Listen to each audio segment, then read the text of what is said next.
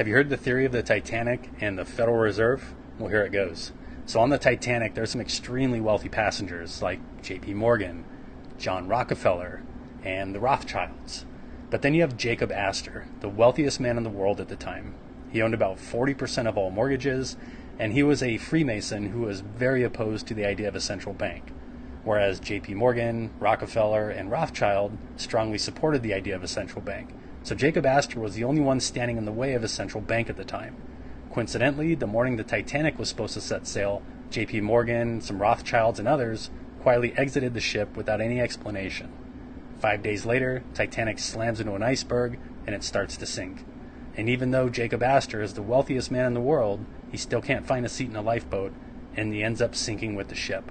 Shortly after, these guys become the wealthiest men in the world, and without Jacob Astor standing in their way, the next year in 1913, on Jekyll Island in Georgia, the Federal Reserve Act was signed into law, paving the way to print money out of thin air and completely control our monetary system. Was this a coincidence or a conspiracy?